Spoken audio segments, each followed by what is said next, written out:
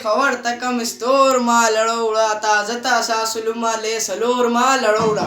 Hello guys, मैं मोहम्मद सियावारसी और आप देख रहे हैं संजय वारसी यूट्यूब चैनल। मन को अच्छा लगे तो हमारे चैनल को जरूर सब्सक्राइब कर दीजिएगा और हमारे मजीद वीडियो देखने के लिए बेल आइकन को भी प्रेस कर दीजिएगा। तो गाइस, आज की बैठक के जो हमारे मेहमान हैं वो एक कोहाट से आए, आप नवाब भी बोल सकते हैं उन्हें, आप नवाबों की ख़ानदान से हैं वो, और आप उन्हें शहज़ादा साहबज़ादा कह सकते हैं आप उन्हें। और वो हैं तो नवाबों के ख़ानदान से, लेकिन उनको शौक़ है खटक का। आपने खटक तो सुना होगा, लेकिन खटक आप पहली बार सुन रहे होंगे। तो जी हाँ, उन्हें खटक का शौक़ है। और चलते अपनी बैठक की तरफ, उनसे बात करते हैं, देखते हैं, सुनते हैं कि क्या खटक क्या होता है। आइए।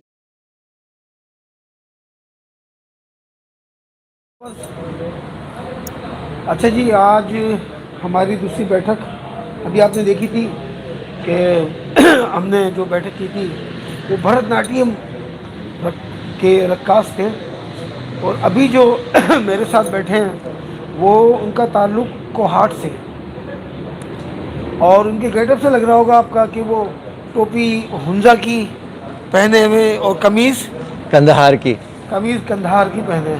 और इस वक्त जो क्या कहते हैं, जो कराची में जो ठंड हो रही है ना, वो तो हमारे लिए बहुत ज़्यादा है। ये तो कह रहे हैं कि गर्मी का मौसम। अच्छा, इनका जो ताल्लुक़ है वो कोहाट से है, और इनका नाम है खानज़ादा असफंदयार खटक। और ये इनसे हम आज बात करेंगे। ये डांस करते हैं, वो खटक तो करते ही हैं लेकिन कथक भी करते हैं। तो आज इनसे बात करेंगे। ये हमारे मेहमान हैं कराची में, और अभी जो रिहाइश इनकी वो इस्लामाबाद में जी, इस्लामाबाद में, तो अगर इस्लामाबाद में भी रह रहे हैं तो समझ लें वो भी हमारे ही मेहमान हैं। तो आज ये इनसे हमारी इत्तफाक़िया मुलाकात हुई, तो आपकी भी इनसे गुफ्तगू हम आपको शामिल करते हैं अपनी बैठक में। सर अस्सलाम वालेकुम। जनाब, बहुत शुक्रिया। कैसे हैं आप? मैं बिल्कुल, खुदा का मौला का बहुत करम है। अच्छा, मैंने आपको देखा था जो हमारी ओथ टेकिंग सेरेमनी हुई थी, तो उसमें भी मैंने देखा था यार, एक बंदा इतने सारे लोगों में, सैकड़ों लोगों में अलग ही नजर आ रहा था।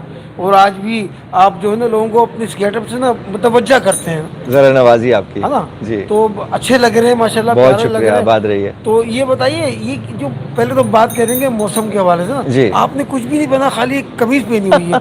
मैं दो नीचे पहना हूँ, जैकेट के ऊपर टोपा भी पहना हूँ जी। तो आपको ठंड नहीं लग रही? नहीं, बिल्कुल सर्दी नहीं लग रही, चूँकि इस्लामाबाद में शदीद सर्दी है, और यहाँ कराची में तो ऐसा है जैसे गर्मी के मौसम में आप आ गए हो किसी गर्मी के मौसम में जी। अच्छा, ये वहाँ की गर्मी होती है? जी, वहाँ की गर्मी कोहाट वगैरह, हुंजा वगैरह में ज़्यादा होती है, लेकिन ये शुरुआत जब गर्मी की होती है तो ऐसा मौसम होता है जिस तरह आजकल कराची में। अच्छा, ये बताइए असफन के अपने बारे में, जो आपने नाम लगाया हुआ ना खुशहाल खटक, जी, ये आपने लगाया ना नाम जी। तो क्या इनसे क्या ताल्लुक है आपका? खुशहाल खान खटक जो है वो मेरे परदादा हैं, मैं उनकी 12वीं पुश्त से हूँ। अच्छा जी। और खुशहाल खान खटक हमारे अफ़गानिस्तान के कौमी शायर हैं, जिस तरह पाकिस्तान के कौमी शायर अल्लामा इकबाल हैं। और हमारे अल्लामा इकबाल जो हैं वो ख़ुद खुशहाल खान खटक की शायरी से मुतासर होकर उन्हें तस्वीर शाहीन दिया। और जो मशहूर शेर है, मोहब्बत मुझे उन जवानों से है, सितारों पे जो डालते हैं कमन, ये भी अफ़गानों के बारे में है और ये भी पश्तूनों के बारे में है। खुशहाल खान खटक की वसीयत का उन्होंने तर्जुमा किया था उर्दू ज़बान में, जो कि पाकिस्तान में बहुत मशहूर है। तो जो शायर होता है वो अल्फाज का रक़्स करता है, बिल्कुल, और शायर से बड़ा फ़नकार नहीं होता। और जो रक़ास होता है वो आज़ा की शायरी करता है। तो मैं खुशहाल खान खटक उसमें आज़ा की शायरी करता हूँ। जिस तरह खुशहाल खान खटक ख़ुद मुग़ल बादशाह औरंगज़ेब आलमगीर के जुल्म के ख़िलाफ़ उन्होंने आवाज़ उठाई और अपनी कलम, अपनी शायरी और अपनी तलवार के ज़रिए, इसी तरह मैं आजकल की नाइंसाफ़ी के ख़िलाफ़ आवाज़ उठा रहा हूँ। और मैं इस्तेमाल कर रहा हूँ आज़ा की शायरी, रक़्स, रूमाल और घुंघरू। अच्छा, इन्होंने बात की कि मैं आवाज़ उठा रहा हूँ, ठीक है ना, इंसानियत के लिए। अच्छा, जैसे हमारे यहाँ पे तहरीक नस्वा वो तो उठा रही है ख़वातीन के लिए नस्वा जी, तो आपके जो उठा रहे हो क्या तहरीक मर्दा है? तो असल में तहरीक मर्दा और तहरीक नस्वा में फ़र्क इसलिए नहीं है कि यही औरतें हमारी माएँ हैं, हमारी बहनें, हमारी बेटियाँ हैं, हमारी बीवी या बीवियाँ भी हैं। हाँ। तो ये है कि हम एक दूसरे से अलहदा नहीं है, बल्कि एक ही गाड़ी के दो पहिए हैं। जब साथ जाएंगे तभी गाड़ी आगे जाएगी, वरना वो गर्दिश ही करती रहेगी अपनी जगह पे। नहीं, मैं वो तो आपने बहुत अच्छी बताई बात। मेरा कहने का मतलब ये है कि जैसे यहाँ तेरी के नस्वा है ना एक, जी। ये खाली औरतों के हुकूक के लिए। जी। तो जो आपकी आवाज़ उठ रही है जी। वो किन के लिए है? मतलब मर्दों के हुकूक के लिए या मर्दों के हुकूक के लिए भी हैं, जो भी मजलूम है वो मर्द भी हो सकता है, वो औरत भी हो सकती है, वो बच्चा भी, इंसानियत, बिल्कुल बेशक इंसानियत के लिए उठा रहे हैं। जी। तो देखे ना, बात ये कि आप जिसको देखो वो कहता है जी औरत के हुकूक, औरत के हुकूक।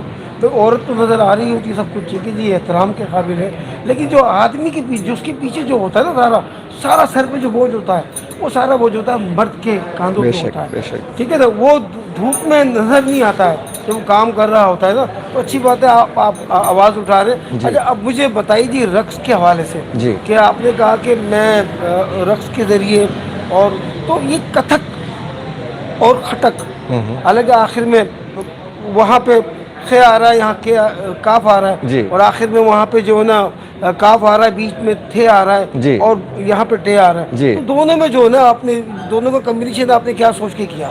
असल में जो कथक है वो भी कहानी से निकला है, कथा कहानी, जिस कथा तरह हम तो कहे उर्दू कथक, जी में हाँ। और हिंदी में इस्तेमाल करते हैं कि कथा कहानी मत सुनाओ या इस तरह। तो जो कथाकार थे ये लोक फनकार थे, हाँ। जिस तरह हमारे भंगड़े के हैं या जिस तरह हमारे खटक डांस के हैं। तो ये एक गांव से दूसरे गांव जाते थे और वहाँ पे कहानियाँ सुनाते थे। इतने मशहूर हो गए कि पंडित इनको ले गए मंदिर। जब पंडित इनको मंदिर ले गए तो इनको गीता, रामायण, उपनिषद, जो दीगर धर्म की कहानियाँ हैं वो इनको दी गई। तो एक आम लोक फोक रक्स से ये पूजा इबादत का रक्स बन गया। अब मुसलमानी की सुई वहाँ पे अटक गई। लेकिन बात यह है कि पिछले 1100 सालों से जब हिंदुस्तान पे अफ़गानों का, पठानों का, तुर्कों, मंगोलों की हुकूमत रही है, तो यही कथाकार मंदिरों से दोबारा दरबारों की तरफ लाए गए और उनको मुगल कोर्ट में कन्वर्ट हो गए। जी। हाँ। और वहाँ पे वो एक पूजा पाठ के रक्स से, इबादत के रक्स से, वो एक गैर मजहबी रक्स बना दिया गया, दरबारी रक्स बना दिया गया। तो अगर हम सिर्फ इसी बात पे अड़ जाएं कि ये पूजा का रक्स है, तो इसका मतलब है कि हम अपनी 1100 साल की जो तारीख़ है मुसलमानों की, उसकी हम नफ़ी कर रहे हैं। तो जब ये 1100 साल के इस तवील अरसे में जब अफ़गान रकासाएँ आई और रकास आए और इस यहाँ पे कथाकार थे, तो उनकी आमेज़िश बनी। चूँकि रक्स तो होता था धोती में, रक्स होता था तहमत में, लड़के तहमत में करते थे चूँकि गर्म इलाका था, जिस तरह मैं भी अभी गर्म इलाके आया हूँ। तो ये है कि और औरतें करती थी साड़ी में। जब मुसलमान आए, पठान आए, अफ़गान, तुर्क, मंगोल आए, तो लंबे लंबे अंगरखे आ गए, ये लिबास आ गया जो मैंने ज़ेब-ए-तन किया है। और उसमें रक्स में हिंदी संस्कृत के साथ फ़ारसी का इजाफ़ा हो गया, अरबी का इजाफ़ा हो गया, तुर्की का और पश्तो का इजाफ़ा हो गया। तो जो कथक में आप अंदाज़ देख रहे हैं उसमें 1100 साल से मुसलमानों का असर रहा है। चूँकि ये कथाकार जो है उज़्बेकिस्तान नहीं गए, ये कथाकार अफ़गानिस्तान नहीं गए, लेकिन वहाँ से हुक्मरान आए और जो हुक्मरान का रक्स होता है वही हावी समझा जाता है और इसी की फिर जो है ना चर्चा होती है। तो जो कथक है ये शुमाली हिंदुस्तानी क्लासिकी रक्स है जो कि लखनऊ से लेकर लाहौर तक पूरा पाकिस्तान का खिता, और ये जो हमारे क्लासिकी 8 क्लासिकी रक्सों में शुमाल तरीन है। तो जो भरतनाट्यम वो जुनूब तरीन है। तो जो सबसे ज़्यादा असरात इस पर आए हैं, जो सबसे ज़्यादा मुतासिर हुआ है दीगर तहजीबों से, वो कथक हुआ है। और इसको यानी इसी में एक और असर जो मैंने जिसका इजाफ़ा किया है वो खटक का। चूँकि देखिए आमेज़िश से ही, फ्यूजन से ही बात आगे बढ़ती है। तो इसी कथक में मैं तलवारें ले आया हूँ। तलवार तो पहले भी थी। नवाब वाजिद अली खान, हाँ। नवाब वाजिद अली खान ने जब इस तरह करके तत्कार किया तो उन्होंने यही कहा कि ये तलवार है और ये मैंने मयान से पकड़ी हुई है। तो तलवार का इशारा तो तब भी था कथक में। तो जिस तरह नवाब वाजिद अली खान साहब जो लखनऊ के नवाब थे वो कथक की सरपरस्ती करते थे, इस तरह हमारे टेरी के जो नवाब थे सन 55 तक जो हमारी नवाबी रियासत थी, जिस तरह हम सिंध में बैठे हुए हैं तो यहाँ पे खैरपुर की नवाबी रियासत थी सन 55 तक, इसी तरह हमारे कोहाट और करक पे मुश्तमिल एक रियासत थी जो कि टेरी के नाम से मशहूर थी। तो जो इसके आखिरी नवाब थे वो मेरे दादा थे। तो ये जो नवाबी रियासत थी हमारी, तो जहाँ पे नवाबी रियासत होती है वहाँ पे औताक होता है, हुजरा होता है, एक डेरा होता है, और जहाँ पे डेरा होता है वहाँ पे फ़नून लतीफ़ा की सारी बातें होती हैं, शायरी भी होती है, मौसीकी भी होती है, रक्स भी होता है। तो आज अगर पाकिस्तान का कौमी रक्स खटक डांस है तो उसके पीछे हमारी टेरी की औताक, टेरी के दरबार है कि जिसमें हमारे नवाबीन ने उसकी सरपरस्ती की। तो मैं उसी सरपरस्ती को आगे लेकर चलने की कोशिश कर रहा हूँ आजकल के दौर में। और जो मैंने NGO बनाई है टेरी नवाब दरबार, उसके ज़रिए मैं इंसानी हुकूक पे काम कर रहा हूँ रक्स के ज़रिए। अब देखिए बात यह है कि फोक को या लोक रक्स को कथक के साथ आमेजिश करने की ज़रूरत इसलिए भी है ताकि आम आदमी को समझ आए। कथक कभी आम आदमियों के लिए नहीं था, दरबारी रक्स था, उमराव और नवाबीन के लिए होता था। अब वो ना उमरा रहे ना नवाबीन रहे। जो आजकल के जो अमीरज़ादे हैं वो तो ना उर्दू सुनते हैं, ना पंजाबी सुनते हैं, ना सिंधी सुनते हैं, वो तो सीधे सीधे अंग्रेज़ी के गाने सुनते हैं। तो उनको वापस अपनी कथक की तरफ लाने के लिए, वापस उर्दू की तरफ लाने के लिए, वापस अपनी पुरानी सकाफ़त की तरफ, पश्तून, सिंधी, बलोची सकाफ़त की तरफ लाने के लिए एक ऐसे अंदाज में उनके सामने हम चीज़ पेश करें जिनसे उनकी भी कुछ वाबस्तगी हो। अच्छा, मुझे ये बताइए, आपने कहा कि तलवार में और रुमाल पहले भी था, अब जो उसकी आमेजिश आपने की है जी, उसका जो फ्यूजन आपने बनाया है जी, तो वो उसमें जो बोल बांधना चाह रहे हैं आप, देखिए एक मुझे जो पता है ना, जहाँ तक का पता है ना, कि आप तो तलवार लेके कर रहे हैं ना, जी, तो उसके बाकायदा बोल है जी, तलवार की कथ, जी, जिसे बुजुर्गों ने बांधा है, जी, जो बुजुर्गों ने की है।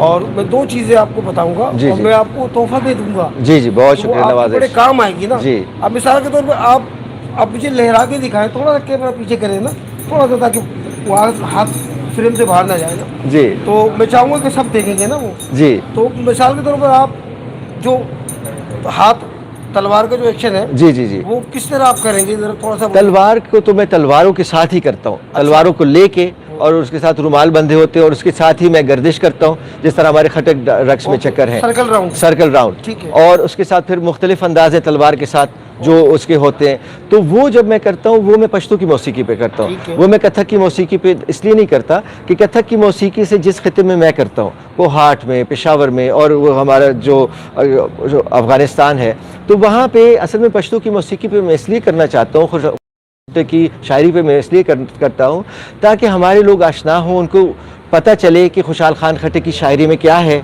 और उनको इस अंदाज का मालूम हो। और उसमें जो पश्तो की मौसीकी भी है, उसमें जो भी कथक के जो स्टेप्स मुमकिन होते हैं, जी, जी। जो हमारे यानी कि जो मुगली ताल है, और जो हमारा जो पश्तो का जो चंचल है, जो जिसको हम अपने अंदाज से बजाते हैं, तो उसमें जो भी कथक हो सकता है वो मैं करता हूँ। लेकिन बुनियादी तौर पे उसका साज़ वो पश्तो ही होता है, या अफशारी होता है, या फ़ारसी होता है।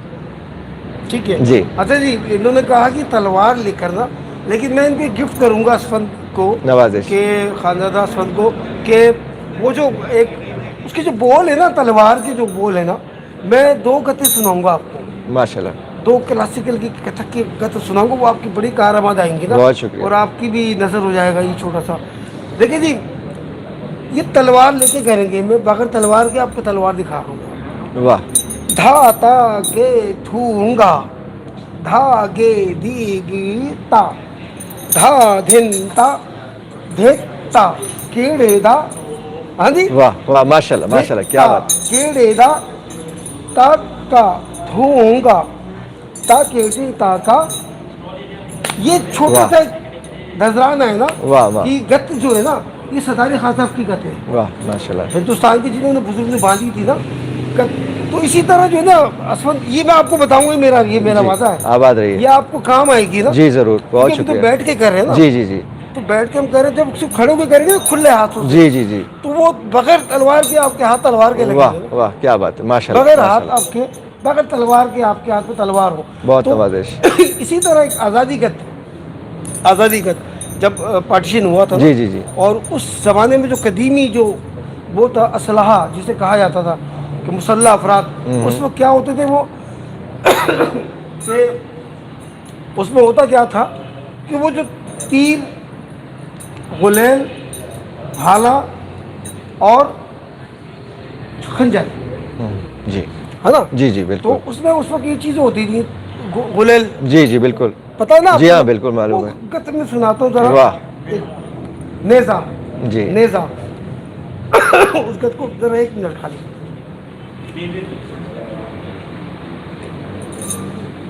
बहुत मजे की गत है वो, गत तोड़ा है। गत तोड़ा वो क्या है वो, उसका मैंने नाम रखा था आज़ादी गत। इसी जगह बैठ के जहाँ बैठे ना, आर्ट काउंसिल की लॉबी में, वो हमने किया था महकमा सकाफत और आर्ट काउंसिल के मुश्तरका ताउन से वो जी। हुआ था।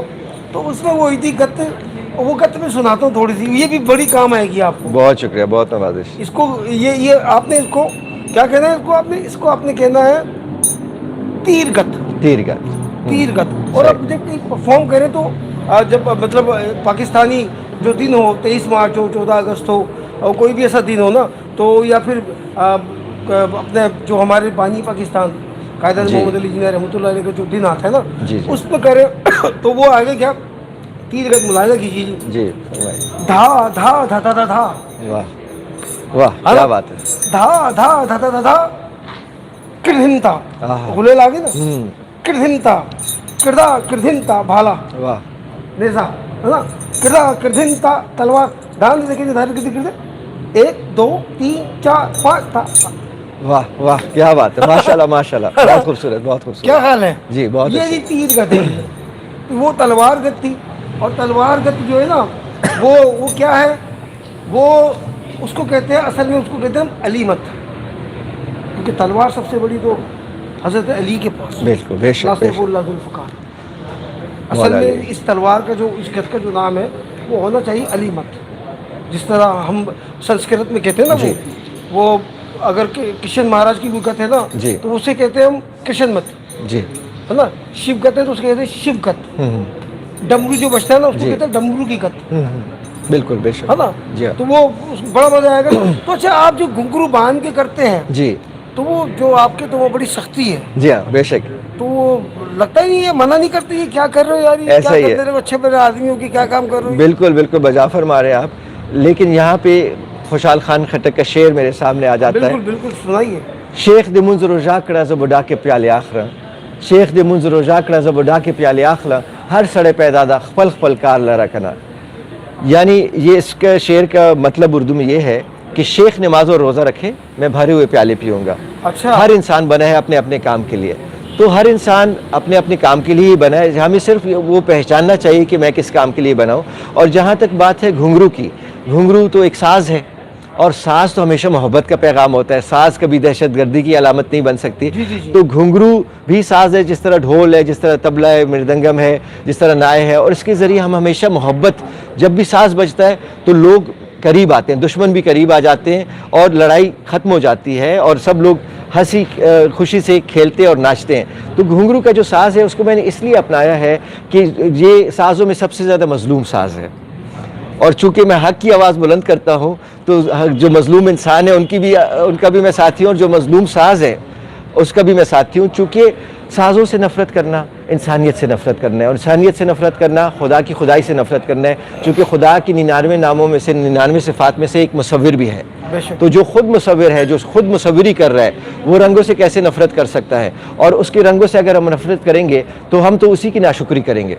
बिल्कुल बिल्कुल जी। अच्छा जी, बात इन्होंने की घुंघरू की ना, तो घुंघरू पता है क्या चीज़ है? घुंघरू इन्होंने छेड़ा है मौजूद। घुंघरू, घुंघरू क्या है? ये इजाद, इंसानी इजाद ने, इंसानी जहन ने इसको इजाद कैसे किया? परिंदे की चोंच, क्योंकि उसका घुंघरू का अंदाज ये है ना जी। परिंदे की चोंच, सितारे की चमक। वाह। सर गौर कीजिएगा ना, जी। परिंदे की चोंच, सितारे की चमक, और गैबी आवाज़ से इंसानी जहन में मुतासिर होकर वाह। घुंघरू को तख्लीक किया। वाह वाह, सुभान अल्लाह, सुभान अल्लाह। अब डाला वाले गैबी आवाज़ किसकी है? बिल्कुल, बेशक बेशक, है ना। माशाल्लाह माशाल्लाह। क्या ख्याल है आपका? जी बिल्कुल बिल्कुल दुरुस्त। घुंघरू जो है ना, असल में घुंघरू को अगर हम पीछे जाए ना, मेरी फिल्म भी घुंघरू, जी अगर आपको बताया हो तो जरूर देखिएगा। ज़रूर ज़रूर, क्यों हाँ, घुंघरू जरूर ही, घुंघरू नहीं देखी तो फिर सब घुंघरू हो जाएगा। घुंघरू फिल्म जो है ना मेरी देखिएगा, उसमें मैंने कहा है ना, कुछ अल्फाज कहे मैंने, जी। कुछ शेर कहे। वो शेर क्या है कि हज़रत नज़ीर अकबर आबादी, जी। उन्होंने कहा है कथक के लिए, वो कथक को कहा है उन्होंने फ़कीर कहा है। जी। कौन सा फ़कीर कहा है? उन्होंने फ़कीर कहा है कथक को फ़ुकरा की शान। वाह। फ़ुकरा की शान। वो कहते हैं जी, क्या इल्म इन्होंने सीख लिया। क्या इल्म इन्होंने गौर कीजिएगा सर आप। जी जी बिल्कुल। क्या इल्म इन्होंने सीख लिया, जो बिन लिखे को पाँचे हैं। वाह बात नहीं जो मुंह से निकली, बिन होठ हिलाए जांचे हैं। वाह वाह। दिल इनके तार सितारों के, हाथ इनके तबल कमाचे हैं। वाह वाह वाह। जो बेगत बेसुर ताल हुए, हाँ हाँ। बिन ताल पखावज नाचे हैं। वाह वाह, क्या बात है, क्या बात है। इतना बारीक इल्म है ना। जी बेशक बेशक, है ना? ऐसे ही है। तो ऐसे ही मौलाना रूम ने कहा ना कि वो के बाद मरने की मेरी कब्र पे रखना घुंघरू, है ना। जी। बाद मेरी कब कब्र पे रखना घुंघरू, घुंघरू, बाद मरने की कि मेरी मेरी कब्र पे रखना ना घुंघरू, घुंघरू। ताकि लोगों को मेरे शौक का अंदाजा हो। वाह वाह, क्या बात है, क्या बात अच्छा, तो अब ये बताइए मुझे, जो आप जो परफॉर्म जो करते हैं, है। जी जी आप जो कर रहे हैं परफॉर्म, जी तो कथक में जो उसका कॉम्बिनेशन जो आपने बनाया, जी जी जी फ्यूजन जो बनाया, जी। तो पहले क्या कथक से स्टार्ट करते हैं, खटक स्टार्ट करते हैं? पहले मैं आलाप से शुरू करता हूँ, और उसके बाद हज़रत अली अलैहिस्सलाम का नाम लिख के उसके बाद मैं शुरुआत करता हूँ। चूँकि कहाँ लिखते हैं नाम?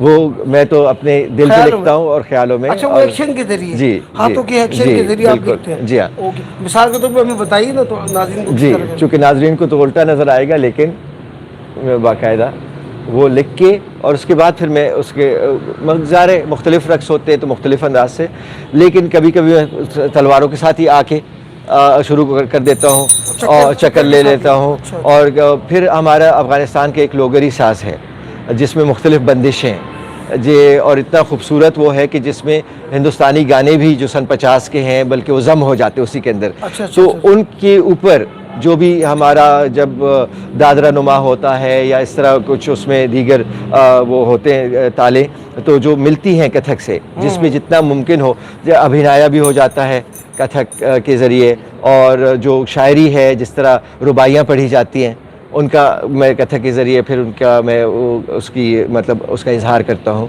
तो जो भी वो मुमकिन होता है जिस साज़ के ज़रिए, अंग उसका बुनियादी तौर पे पश्तो ही होता है, खटक ही होता है, चूँकि मौसीकी वही है ना। बेस उसकी जो है जी, पश्तो अंदाज बुनियाद होता है। साथ वही है ना? है। जी हाँ। अच्छा, ये मतलब जैसे हम लोग जब कथक कर रहे होते हैं ना, जी। उस वक्त तो हम क्या कहते हैं, वो आमद बन के आते हैं ना पूरी। जी जी जैसे वो आमद बन के ना, तक कता के दादा, तो जी। क्या आप भी इसी तरह थे, डायरेक्ट वो जैसे अंदाज होता है? वो मुख्तलिफ, मैं कोशिश करता हूँ कि ज़्यादातर लाइव पे करूँ, जो जिंदा साज लाइव हो। तो अच्छी बात है ना। तो तो आपके म्यूजिक अलावा क्या करते हैं? जी, म्यूज़िक का इस तरह की अगर कोई रबाब नवाज है, तबला नवाज है, तो उसके साथ मैं लाइव करता हूँ। जिस तरह अभी पीटीवी नेशनल पे पिछले दिनों मेरा इंटरव्यू हुआ यहीं कराची में ही, तो मॉर्निंग शो था, तो वहाँ पे स्पीकर का इत्तेफाक से बंदोबस्त नहीं था, तो मैंने कहा चूँकि साज के उस्ताद बैठे हुए हैं, तबला नवाज थे और एक कीबोर्ड वाले, तो मैंने उनको कहा 3 ताल बजा लीजिए, तो उसके ऊपर मैंने फिर लाइव कर दिया। वो सारा उसमें खटक भी आ गया, कथक भी आ जी, गया। खटक भी आ गया, अच्छा, कथक भी आ गया। तो ये क्या कोई खास बात है कि असफर के जैसे 7 मात्रे लगाने कोई? असल में 7 मात्रे तो चूँकि मुझे बहुत ज़्यादा शौक़ है, बचपन से हमेशा पश्तो की मौसीकी सुनते आ रहे हैं। ज़्यादातर बचता भी साथ ही है ना? जी, उसमें ज़्यादातर बचता साथ ही है। तो जो चीज़ आप बचपन से देखते आते हैं, तो वो उससे आपको वैसी इश्क होता है। और 7 मात्रे जो है, इसमें हमारे पुराने फ़ारसी का कलाम, हमारे पुराने अफ़गानिस्तान का और दीगर जो ताजिकिस्तान तक की 7 मात्रे बहुत आम है, लेकिन हिंदुस्तान आके 7 मात्रे थोड़ा आजकल के दौर में कम हो जाता है। जैसे शुमाल में हमारा जो चंचल ताल है वो है, और जुनूब में चापू मिश्रा या जो उसको रूपक ताल कहते हैं वो है, लेकिन 7 मात्रे पे आजकल चीज़ें कम। चापू मिश्रा क्या है? जी, चापू मिश्रा भी अपने नाम लिया ना? चापू मिश्रा जी, ये भी 7 मात्रे पे ही है। अच्छा, क्या इसका मिजाज क्या है इसका? देखिए, मेरे लिए तो मिजाज इसका शोख व चंचल ही है। जैसे एक 3-4 है और एक 4-3 है। एक है तकदीमी था, और ये पश्तो के अंदाज में कह रहा हूँ, एक है तकदीमी, यानी वही 4-3 और 3-4 का इम्तिजाज है। लेकिन ज़ाहिर है इससे फ़र्क आता है, जो हर इंसान पे जिस तरह हर एक रंग का मुख्तलिफ लोगों पे मुख्तलिफ असर होता है, इसी तरह हर एक ताल का भी मुख्तलिफ लोगों पे मुख्तलिफ असर है। तो जो इस तरह ये जो चापू मिश्रा है या चंचल ताल है या रूपक ताल है, इसका मेरे लिए तो ये खुशी है, मेरे लिए ये असफंद है, मेरे लिए पश्तो है, मेरे लिए अफ़गान है, तो इसलिए मुझे इससे इश्क है। अच्छा जी। जी। और ये बताइए कि कराची में अभी आपने, यहाँ पे हैदराबाद में आपने किया सूफी जी फेस्टिवल में, जी जी जी। तो और अभी यहाँ पर कैसा लगा? यहाँ क्या अभी परफॉर्म कराची में आपने भी? यहाँ पे अभी तो मैं ख़ास तौर पे कराची आया था, हैदराबाद में रूमी सूफ़ी रक्स करने के बाद यहाँ पे मैंने शीमा किरमानी जी के इस खूबसूरत फेस्टिवल से मैं लुत्फ़अंदोज़ हुआ और मुझे मौका मिला, खुदा ने मुझे मौका फ़राहम किया। तो अभी ये है कि पीर को आर्ट्स काउंसिल में यहाँ पे यूथ फेस्टिवल शुरू होगा, तो उसकी इफ्तिताई तकरीब में इंशाल्लाह मैं रक्स पेश करूँगा यहाँ पे। अच्छा जी, हमारी बहुत सारी दुआएं हैं जी, और बहुत आपके शुक्रिया। लिए, और बड़ा मज़ा आया आपके साथ गुफ्तगू करने का। जय नसीब। और आपने हमारे चैनल को रौनक बख्शी। जी, आबाद और रहिए। मेरा जो चैनल है वो है हसन जान वारसी कथक मास्टर। माशाल्लाह तो जी। बस यही होता है कि जब भी कोई इस तरह कोई कलाकार नज़र आता जी। है, और मैं तो खुद कलाकार हूँ छोटा सा, आबाद तो रहिए, मैं आबाद। कोशिश करता हूँ कि उसको कैप्चर करके फटाफट गुफ्तगू करूँ। काम की बातें जो आपने की आज मेरे को बड़ी नॉलेज हुई। और चापू मिश्रा जैसे आपने बताया मुझे, जी। ताल 7 मात्रे का ताल है वो, जी, है ना? वही रूपक का ही एक। तक जी, जी, हाँ, जी। ठीक है हाँ। ना? तो जी बड़ी वो क्या कहते हैं, बड़ा अच्छा लगा। और फेस्टिवल हो रहा है मंडे से, जी, जी, पीर तो से। उसमें जो है असफन यहाँ परफॉर्म करेंगे और हम भी देखेंगे और आप भी देखने के लिए आए। हमारी बहुत सारी ढेर सारी दुआएं आपके बहुत लिए। शुक्रिया जी, आबाद और रहिए, अल्लाह सलामत आपको और रहिए। कामयाब करे। आबाद और रहिए। देखते रहिएगा Hassan Jaan Warsi YouTube channel HASSANJAAN110@gmail.com, Twitter, Facebook Hassan Jaan Warsi Kathak master official. देखते रहिएगा। और इसको लाइक भी कीजिए, सब्सक्राइब भी कीजिए। शुक्रिया जी। बहुत शुक्रिया जी।